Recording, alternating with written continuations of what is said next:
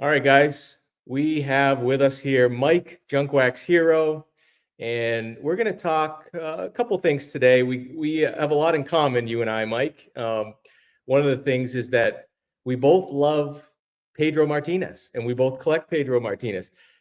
So we're going to, I think, probably a good way to do this is we could use Pedro as a medium to talk about this period of time that we're going to show some cards through and talk about, which is what do they call it? What, the 90s era, or what's like the name for after the junk wax era? Like Yeah, I don't know, when we stopped, basically, what's that after that called? yeah, 90's, I don't know, the insert era, we could call it. There are Yeah. just so many great cards in the mid to late 90's. And by the way, I really appreciate you agreeing to give me your Pedro Ghost Prism Red card for coming on, which is very generous of you. Well, I was gonna wait to show this, but I added to my Prism Red Ghost collection recently. I'm already not showing Pedro card. Oh, I got the wow. Nomar. Very I wanted nice. one Nomar card in my collection, like a nice one, because he was like that was my guy for a while until the trade and all that. But I need to represent that in the collection, so I just happened to see this pop up too. So I was like, I got to get that. I got to pair it with the Pedro. Yeah, Um, I love Nomar. Well, why yeah. don't you show your shirt, by the way? Yes. Show your So shirt here. this shirt that I decided to wear today is in honor of your recent pickup, one of the best cards ever, Yes. the Leaf Ted Williams. So congrats on that again on that pickup. Thank you.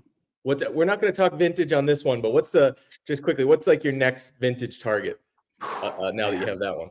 that's such a good question. I think about it a lot. And the other day I thought, oh, that's the exact next card I want.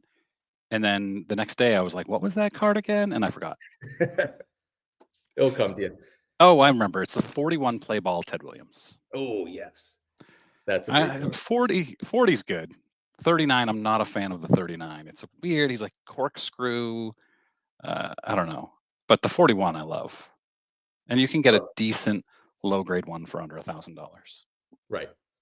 Yeah, from his 406 season. So it's a great card to get. Yeah. All right. So I think the way we could do this now, I have some, like, Pedro junk wax era cards, but I think you have more than me, and I know you're doing it's the PSA prospect um, Pedro list right now. Do you want to start Yes. there? Sure. Since the junk wax hero will start in the junk wax era, and maybe talk a little bit about that prospect set. Yeah, so there's an 11 card prospect set, which is why I'm willing to do it in the PSA slabs because it's only 11 cards, whereas his master set has 985 cards. That's a bit much for me. And I'll talk about what I'm doing for the master set, which is not slabbing them. But for this 11 card set, there are, I don't remember how many people are involved. And it's not a ton. It's a dozen that are involved in this one. My friend John is currently number 2 or number 3, and when he gets his last card, I'm going to have him on for an interview. He's missing one card. Yeah, here it is. I have So, that checklist right here. Yeah. So yeah, here's that top one. Sport Pro Great Falls. PSA 10 too. Wow. Yeah, that's not a difficult one, even though it's almost paper thin card. Hmm. And I haven't even taken the price tag off this one yet. This is and if you collected as a kid in the early 90's, you have a million of these, Right. but that's a 10. Yep. That's the Pedro rookie, the official rookie. Yeah, and I also have that one autographed right here Oh, we got to show that in together. a I got that one too. Hold on. 910. There you go. Yours is a 1010. Look at And you. then I think it was a 4 Sharp Corners purchase. Nice. If you're looking for Pedro cards, that's a good place to look. 4 Sharp Corners. Nice. And then here's another 91. 91 Classic. Yeah. 10. Let me make sure I'm putting these in order just because I'm picky like that. And then this is a weird one. This also is a 10. It's a 92 Skybox AAA Albuquerque Dukes. This is number 5. There's also a number 13, which is extraordinarily rare. I don't know why. 5 is really easy to come by. You do a search for this card, you're only going to find number 5. John, my friend who has all of 10 out of the 11, is missing the 13, and he can't find it anywhere. I found one in an off-brand slab. I had a Google alert a while ago, and I found it in an off-brand slab in an off-brand auction house, and I paid like $9 for it. And I cracked it out of the slab, and it's waiting for my next PSA. Or actually, it's in my PSA order that's with PSA right now. So that one's very rare. It's not going to grade well. Maybe a 6, 7, but it's just so rare that I Is had to that the get it. toughest card from that set, would you say? I think so. Yeah. Okay. I don't Because remember. PSA doesn't really put a lot of, you know how they do the weighting system. They give a one weight to every card in there. So it's Yeah. kind of what I've noticed with Pedro. I mean, he's a pitcher, so I know they don't put a lot of focus on him, but they're kind of lazy on the PSA registry with Pedro. Is how they put the sets. Even the master set's missing like some of his best cards. So it's kind of strange how they have omitted to really. I don't think they've probably put much thought into his prospect set or any of the other sets that he's in either. Yeah, it's a great point. And if we look at the pop report on that, we go to number 13. Oh, that's interesting. I wonder why. Maybe it's not the Albuquerque Dukes. You probably can pull it up much quicker than I can because you had it already open. So you look Number on the 13. 13 Oh, it's Skybox. Oh, it's Skybox Albuquerque Dukes. That's why I just typed in Skybox AAA. And the pop report's very low. Here it is. Maybe, yeah. There are 13 that have been graded. Okay. 6 are 10s. 14 have been graded. So yeah, waiting around for one of those to come up for sale probably isn't going to happen. And then I have another 91, which means I had these out of order. Shame on me. Classic Best. Yep. And another 91. I have Cal that League. one too. I got 3 prospect cards. I got that one. Yeah, the number 32. And then did you show this card yet? Is this in one of them? That is the Cal League, which is very rare. I have that one raw in my PSA order right now, I think. Okay. Yeah, I got 8. I got this one like over 2 years ago. I wasn't sure what I wanted to do with Pedro, so when I would see something pop up, I'd be like, "I'll get that." I didn't know if I was going to go after all the prospect cards or what, but yeah, this is one that I got a while back. And I don't know. Did you showed this one, I think, right? Too. What is this? Pro cards, Tomorrow's Heroes. Is that in the show that one? It is in the set. I don't have that one. Okay. Yeah, I think that might be in my PSA order too. Well, I'm open to potential trades if you need any of these prospect cards down the road that you're not able to find. So yeah, I appreciate that. But I like that set because, like you said, it's only like 11 or 12 cards. That's my problem with a lot of the PSA registry stuff. Is like I'm never gonna get 900 Pedro Martinez PSA slab cards ever in my life. I'm just not. The cost to do that is prohibitive. Yeah, I'm not doing that. The guy who has the Carl Yastrzemski master set, that's half as many cards, 400 some odd cards. And he said that in 1 year, the guy who was in second place spent $80,000 just to maintain second place. Wow. Jeez. Yeah. Nuts, man. And I didn't dare ask him how much he had spent just to get to number 1. But he's been number 1 for a long time. So right. And then this one I already showed. 92 pro cards, and this is where it gets tougher. There aren't a lot of them, so I've never seen that one. Settled for a 9 on that. Wow.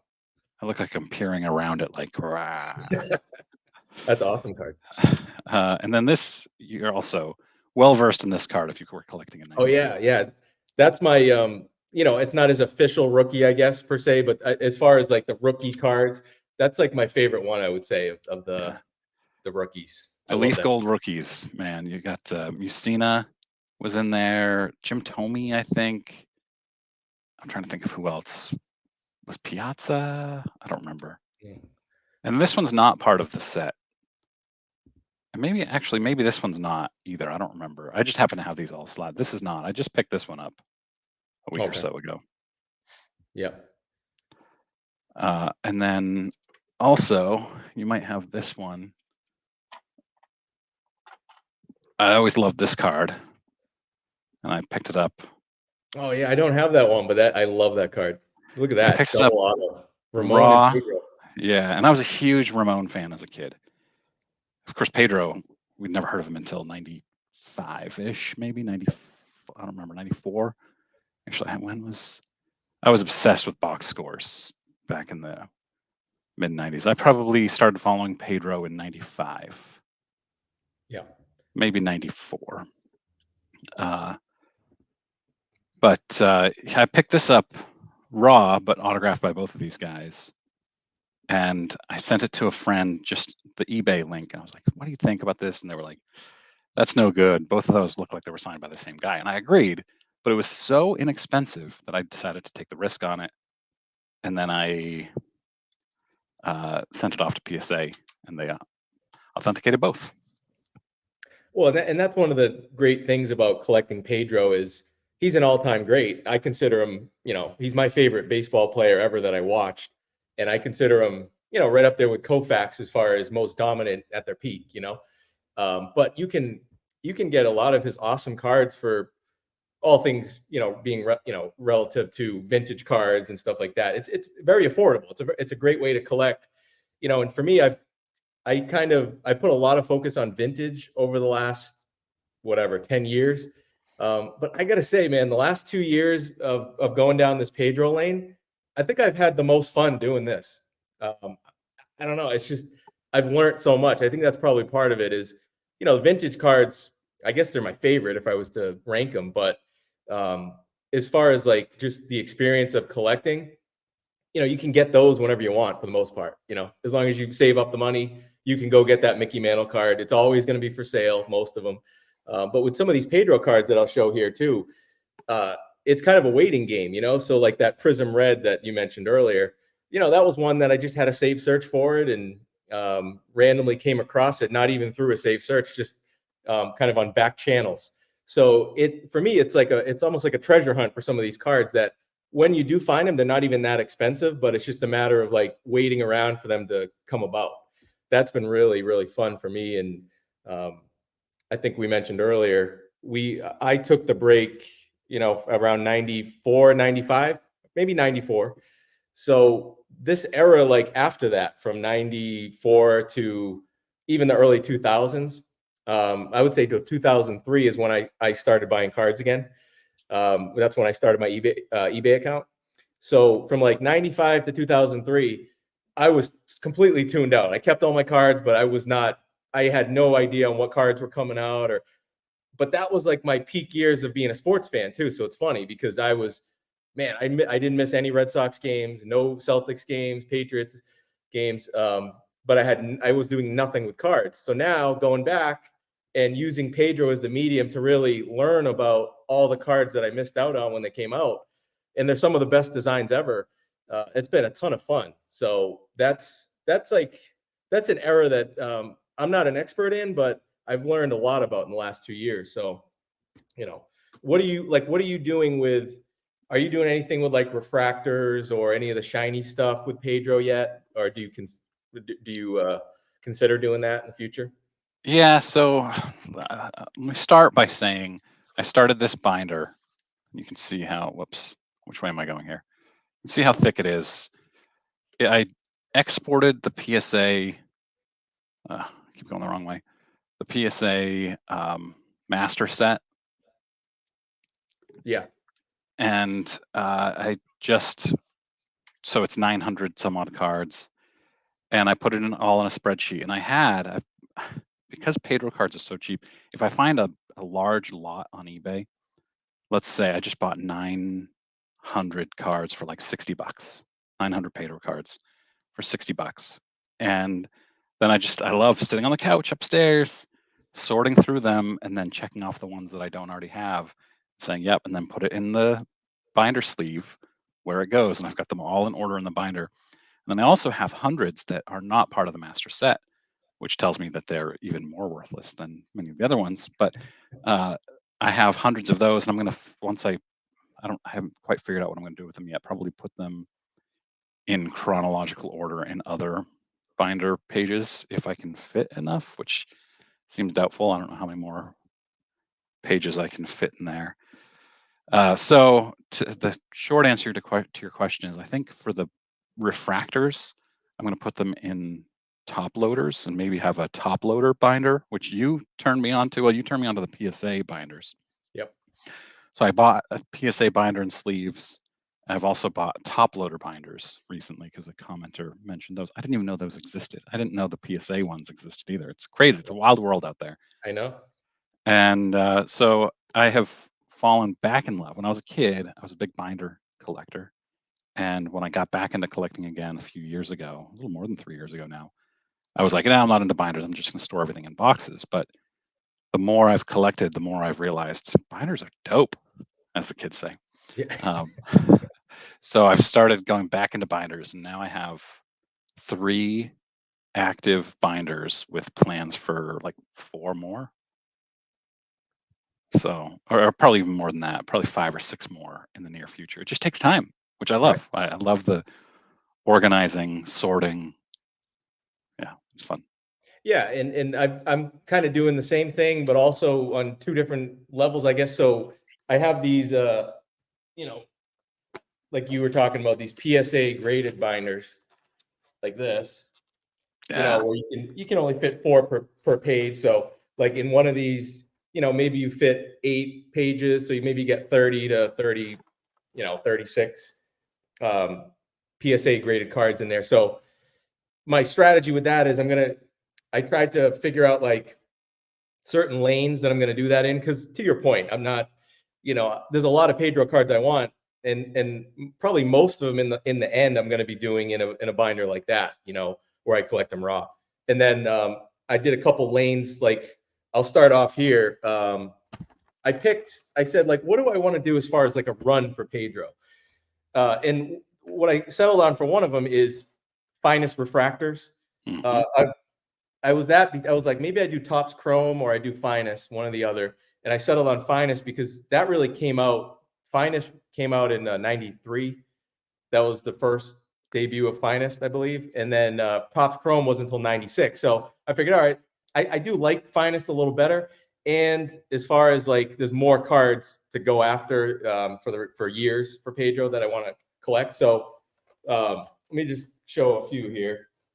So the best, my favorite is the first. He didn't have one in '93, but '94.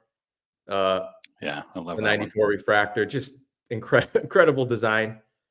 And you could always get this. They're out there. They're not numbered. So this is one where, you could get a nice one like PSA 8 for, I think maybe 100 something, $150, $100. Yeah, maybe less. I don't know. But so it's not a ton of money, but just an awesome looking card. That's kind of where his finest run starts in '94.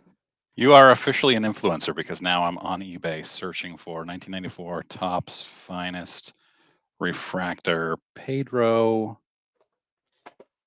And here, let's see. Raw 115, PSA 9, $600. Yeah, no. That's not the refractor though. Here's an 8 for 129 or best offer. Okay. That's what I was thinking. I think that's around the range I got this one in. So and the other thing too with Pedro, even before I really started going down this, like 2.5 years ago, there's a guy on Twitter. He's not on YouTube or anything, but he has the best Pedro Martinez collection. None of it's graded. It's all in binders. He has the best collection I've ever seen, I think probably in the world. He's got just about, I think, every Pedro card, and the big ones too, like the real big ones. Who is it? The nut, you probably know him. He's kind of, he's kind of a I don't know him as much as we did a trade together that I'll get into, but he goes by the Knudson, KNUDSONPC. His Twitter account is not for kids. Let's put it that way. It's It's not like the, but there he he's a is. longtime collector, and Just followed him. he's a purist, like old school, collector, and he's got everything. And I messaged him a few times, and he's just like baffled at how much Pedro card prices have gone up. We were talking about how he's affordable, but he started collecting them, I think during his playing days with the Red Sox and so forth.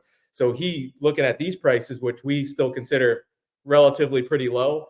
I mean, he's like, what? That goes for what now? He doesn't look at prices. So I've gotten a lot of info from him, and he's kind of pointed me down the direction of, if you're trying to get some of Pedro's best cards, here's what he thinks they are. And, I took his word for a lot of it too. And I did my own investigations, but that's kind of one of the lanes I've gone down, is trying to make a list of Pedro's best cards and chip away at those over time. And I've done pretty well so far. I'll show a few of them here, but I want to show, just keep going with the finest run here. Yeah, So I can't wait to see this. You said you got 25. Yeah, that's awesome. 95. So did you ever see Pedro pitch live? What's that? Did you ever see Pedro pitch live? Yeah, a bunch of times. When I was in college, 99 to 2003, University of Connecticut, we would go down together, like to Red Sox games, like a group of us, and we would, get cheap seats. And whenever Pedro was pitching, we'd, try to scalp tickets or whatever. But yeah, I probably went to maybe five games where he was pitching, maybe more. But yeah, I remember a bunch of them. Back in those days, you could get bleacher seats for like $5. Yes. Yep. And then you'd get the guys hawking the Yankees suck T-shirts outside. Right. Yep. I saw Pedro strike out 16 Devil Rays in a drizzle on a cold April day. It was my now wife's first Red Sox game. She had never even watched a game on TV, and she was hooked from then on. It's funny too, because especially when you talk about vintage, like when people talk about like what's the future for vintage, and there's always the argument like, well, I never saw Mickey Mantle play, or I never saw Babe Ruth play, but I want their cards. I do have to say, there is something a little extra when you, at least for me, when you did watch a guy play. Like when I can think back of games I went to or watching on TV of Pedro, I connect even a little more with it. That's just my feeling. I don't know what prices will do, but I feel like for me, it's even more enjoyable to collect a player that I watch play. I mean, what do you think about the coating? Do you like having the coating on? No, I mean, honestly, I got this one graded myself, came back a 9. I tried to get the peel off because I'd rather have not the peel on it. Yeah, me too. I wish they never did that. But I started to peel it off, and like I could feel myself ruining the card. So I was like, I'll just leave it on. And these are pretty common. These aren't numbered, the 97. So awesome looking cards, but I will try to find one that already has the coating gone. So then the 97, that was 96. Sorry, 97. You got the Curler's card, refractor. PSA Love 9. that. Yeah. Just really just awesome designs with finest. Off topic, Adam. It's a real quick question.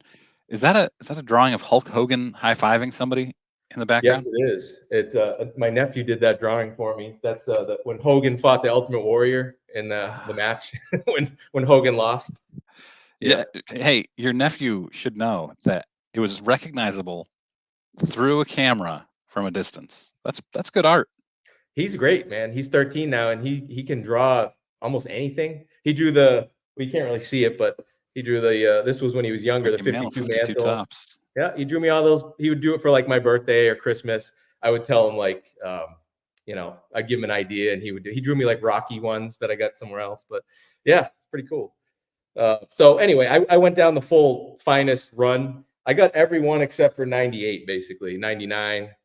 That's a great one. Look at that baby. And again, $100 maybe. And if it's already graded, you could get them ungraded for, a lot of these for $20 or less. And the great thing about this with Pedro cards like these, I don't really care what the grade comes back as. I mean, sure, I'll take a 10 if they want to give me a 10 or whatever, but and for me, they're collectible cards regardless of the grade. Whereas other lanes that I've gone down, Larry Bird cards from the 80s where there's a million of them, where you kind of shoot for that 9 or a 10. The grade like mattered a little more to me with collecting him, but like for these cards, I'm just like, if it looks good, I'm going to send it in, and whatever it gets, it gets. So it's not going to ruin the card for me if it gets a low grade. That's kind of refreshing to collect that Yeah. way too when Yeah. you submit them to PSA. It's a shame that PSA doesn't have more Pedro registry sets. I know. Like if they had the finest refractor run, I would Right. do that. And that's what's frustrating too with it is right now.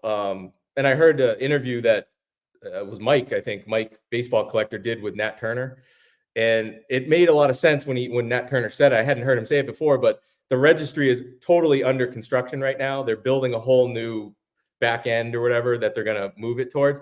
So it's basically frozen right now. They're not adding any more new sets. So in the future, it would be great, yeah, if they could create more achievable runs, like you said. Maybe it's 15 cards of all finest refractor runs. That would be fun to be able to do that stuff rather than the 900 master set stuff. It's like, come on, I'm not doing that. That's a great interview. I've watched half of it. Haven't had a chance to finish it yet, but I will this week. And I think he said like, yeah, we got one lady who's responsible for the whole thing, basically. I'm like, what? All this money that the registry makes you indirectly, and you got one person in charge of that? Come on, PSA. Mike gets the interview with Nat Turner. When I saw Nat Turner at the National, I was like 5 feet away from him. And I was like, oh, hey, Nat. And he looked at me and then he walked away. Oh. Mike that gets the interview. You work, because didn't you contact him a few times, right, about certain videos? Yeah, I have since then a couple times, and he's good about it. Yeah. Well, he's a collector, so that's always a good thing. Yeah. But anyway, yeah. So with the finest refractors, I like the just the they have all these other crazy ones like gold refractors and X fractors. For me, like just the refractor, they're less expensive, which is nice. They look just as good to me. I don't see like a huge improvement in the design when you get into some of those other rarer refractors and finest. So I've settled on that nice little sweet spot where I'll go for just that normal refractor. I think they look awesome. That's one of the things I've realized by doing this. I never would have thought I love refractors that much, but I do. I don't know what to say. When you get them in hand, they're awesome cards. So I feel like it doesn't have to be either or. I love vintage, but I also love shiny cards. So I'm just settling in on that. I'm not a one-trick pony, so to speak, with the collecting thing now. So it's interesting too how refractors for ultra modern have kind of become the base cards in the last couple of years. 2014, you can go back and buy true base cards, and people will pay good money for them. Mm-hmm. But 2022, 2023, those base cards are worth pennies, and it's the refractors that get the $4 or $5 sometimes, depending on who, of course. But yeah, those base paper cards just don't carry the same weight anymore as they did 5-10 years ago. Right. Yeah. So I guess kind of to sum up that end of it, I went for one lane is I'm going to go shiny with Pedro, because that will kind of scratch that itch for me, and it's a affordable way to do it in comparison to what some other players go for. You look at like the same cards, and you look at Derek Jeter or Griffey or Cal Ripken Jr., really any positional player that's like a superstar type player, and Pedro cards go for the same card, same set, same year. They'll go for like a fraction, which, okay, that's fair, but that's great to be able to collect a player like that. Here's a card that I love. Is that Acetate. Yeah. And this one has multiple different backgrounds. So this one has the Red Sox logo background, but there's a bunch of different ones. I just like the acetate a lot. It's tough to tell on here, but you can see me through it. Oh, yeah. Well, let's hope I put this back in the right binder sleeve. That's going to confuse me later on if I don't. I was just looking for a very specific cards. My favorite one in this binder, it almost got its own. Here it is. This is Bowman's Best. Ooh. Let me get that. There we go. Oh, I love Bowman's Best. Yeah. What year is that? This is 99. Okay. No, it's 2000. 2000. Yeah. That's an awesome card. Don't have that one.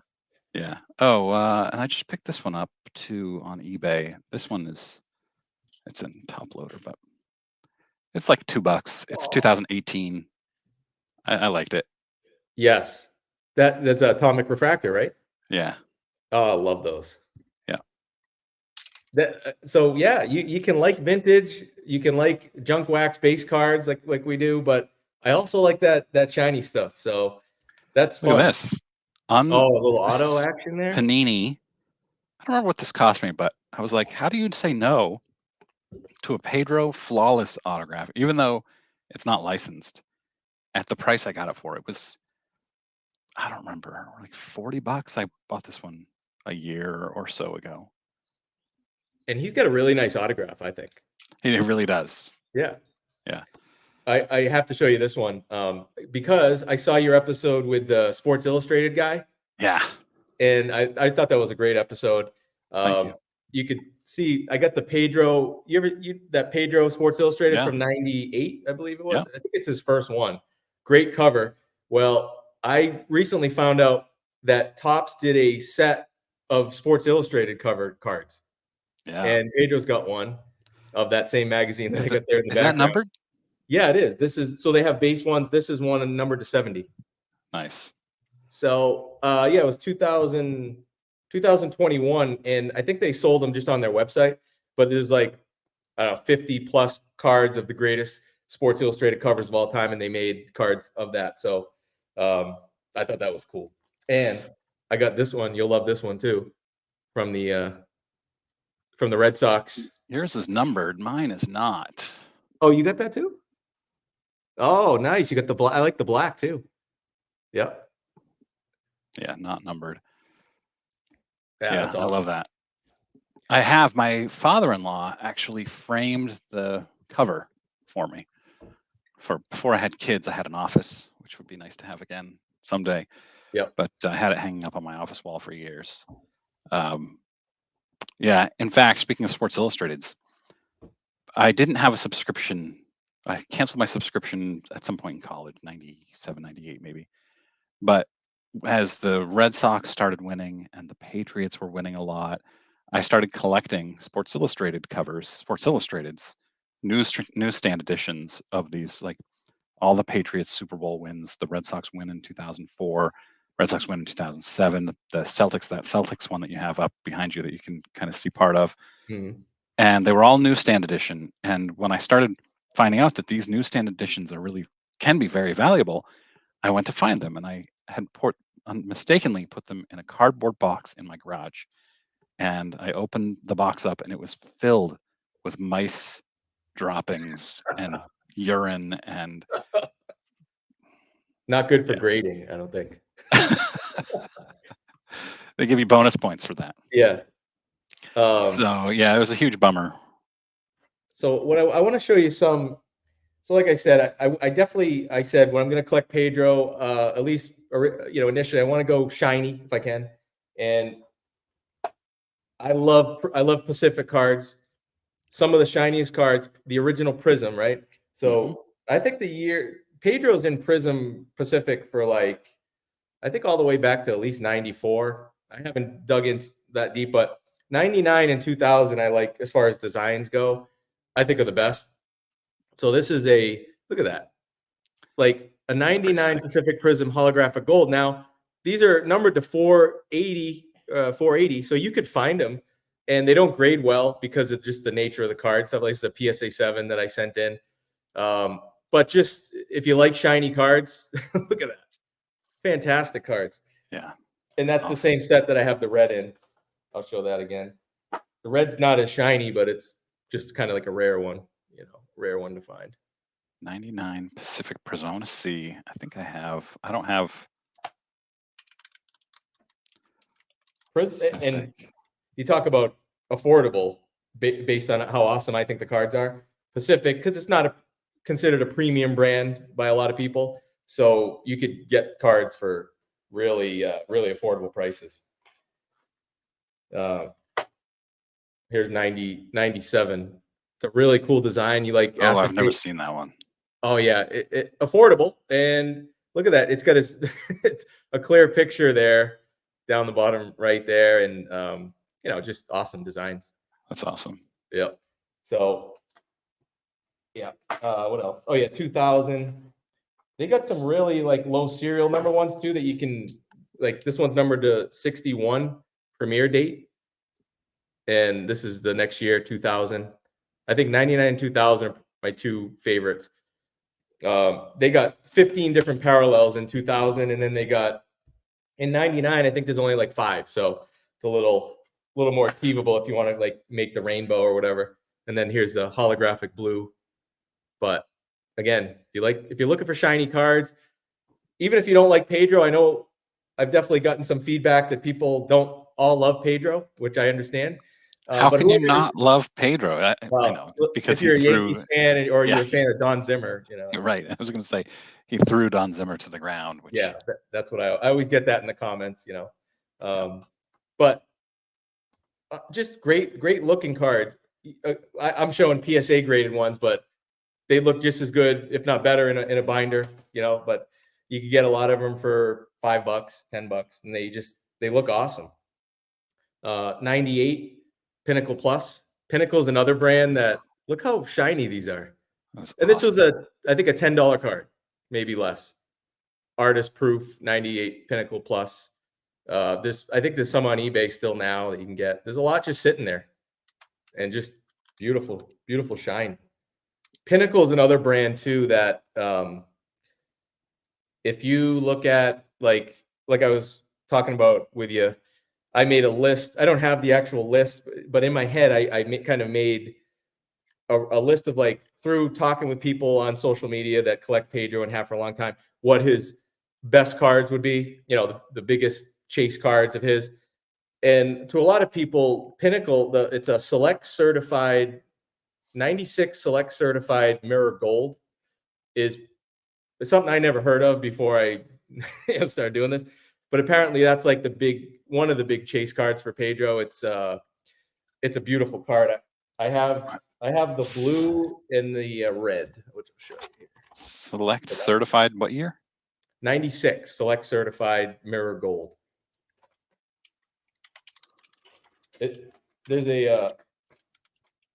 There's on Golden's website. I have the base, but I don't have any of the parallels. Let me show you what's funny is, like, the gold is the big chase, but as far as, like, from a design standpoint, from a looks, I actually kind of like the mirror blue, maybe the best. Because it's like a color match to his uniform with the Expos there. Yeah. So yeah, this is this one. It's not numbered, but they made 45 of these. So, and then there's 30 of the gold, apparently, even though they're not numbered, but they've figured that out. And then they have a red, which I think is 90 or something like that. So mirror red, but Nice. the gold is a big chase card for people. Not one of those cards that, if and when it ever does pop up for sale, there'll be a bunch of Pedro super collectors that go to war on that. It doesn't take that many passionate collectors with a little budget to spend for a player's prices to run up on their, like, chase cards, their big cards. So that's, I think, what's happened with Pedro here in the last year or two. What else? So let me show you a few of the cards that I had on the list for best cards that I was able to get in the last couple of years. And let me show you. So I did a video on this one, but this is the Atomic Refractor from 98. And again, one of those cards that I paid good money for it. It was like $300 bucks. And it was in an SGC holder, SGC 9.5, that I cracked out, sent to PSA, and ended up getting a 10 on it. And what's it worth in a PSA 10? Well, I'll put it this way. I've had multiple offers of double what I paid. So I've had people offering me close to $1,000 for it. On Instagram, I've had messages that had to tell I'm not selling it, but people would pay good money for this card because I think it's a pop 2, just a beautiful card. 98's like the magic year. That's one of the things that people have been telling me, and I've kind of seen it.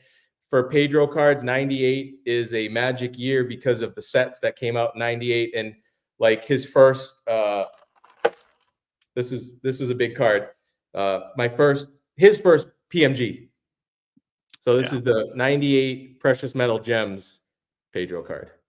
Yeah. And I actually worked a trade out for this one with the guy I mentioned on Twitter, the Nudson PC. He messaged back and forth, and he had 2 of those.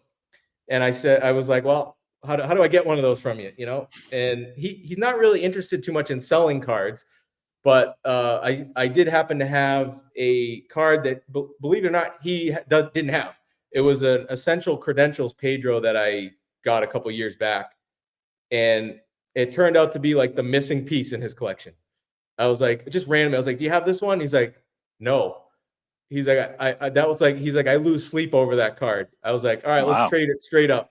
So I traded straight up that card. It was numbered to 23, and this is numbered to 50.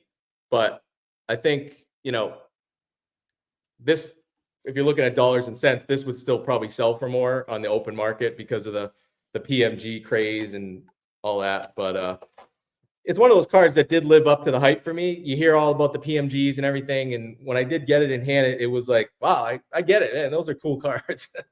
So I ended up just kind of doing a straight trade for that, which worked out. And I sent it in for it wasn't graded. I just took the chance, and it came back a PSA 8. So that's awesome. Yeah. Do you mind sending me your list of top Oh, Pedro yeah, cards? I will. I'd love to. I'll send you the list. Start chipping away at those among the dozens of other collections I'm working on slowly. Yep. The other chase card that I do like is a real good one to keep an eye on. Hopefully, if it ever pops up, this is a set I knew nothing about. That it was a 1999. They only made it 1 year. 99 Fleer Brilliance. And this is the blue, which is pretty common. You can find these for sale on eBay for $5, $10, whatever. But they're just awesome looking cards. It's a blue parallel, but there's also a gold. Yeah, 24 karat gold that's numbered to 24. That is like a big card. That would be. I have the base. I don't have the blue or the gold. Yeah, but just again, it was like a 1 year set. Just an awesome look. Even the blue, like, just a beautiful card, whether it's common or not. It's just awesome. So but yeah, the big chase card in that set would be the 24K, which a lot of it is like basketball carryover. The basketball market determines some of these cards that are like, oh, these are the parallels, these are the cards. And some of it I kind of, I look at it with baseball, and sometimes I don't see it, and I just go, I'm not going to go for it. But there are certain ones that I do. Oh, I get why those cards are chased, and let me see if I can find one of a Pedro in that. One more card I want to show, because I've never shown it. I figured I'd show it now. This and the PMG were like 1 and 2 on my list of cards that I wanted to get. And this card is the 98 Skybox EX 2001 Essential Credentials Now. I got this one ungraded, and now it's back graded. And this is the some people consider this, not factoring in 1 of 1s or anything. This is maybe one of Pedro's best cards. Wow. So it's numbered to 30, 39, 25. That's awesome. So the funny thing is, like, all of these big ones that I've gotten, none of them were like straight eBay purchases. They were all social media things. Like this one just came about through someone else on Instagram that we were messaging about another Pedro card, and he mentioned that he had a good run of these, and I ended up making a deal for it, ungraded, and they don't. A lot of them never show up like publicly, right? They just kind of change hands in the back channels. So that's how I've gotten a lot of these big ones. Even though I got the safe searches, none of these have ever popped up in the last 2 or 3 years on eBay. So you just kind of got to make connections with the right people if you want to get some of these cards. When are you moving back to the Boston area? Hopefully next year. Yeah, the plan is next spring we're gonna come back there and rent a house, and then maybe look for a house to buy.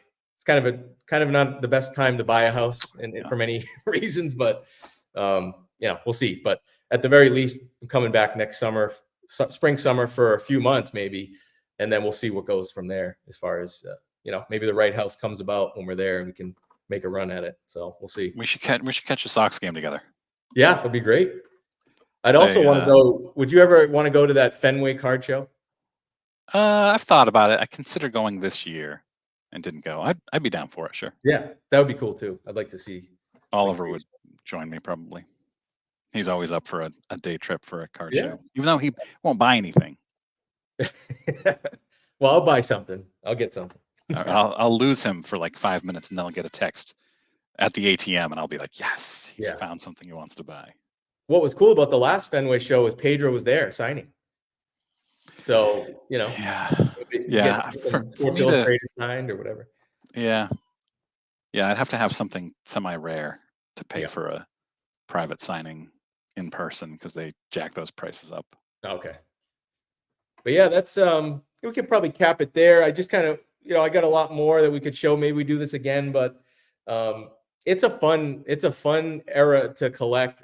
One of the reasons I want to do this too is I've gotten a decent amount of messages through YouTube, comments, also on like Instagram, of people that right around our age that don't really have a good feel for this time period, like 95 through early 2000s, because like us, they zoomed out of the hobby for a while and they hear all about this era. Like what's going on with all these 90s cards, and they're popular with certain segments of the hobby.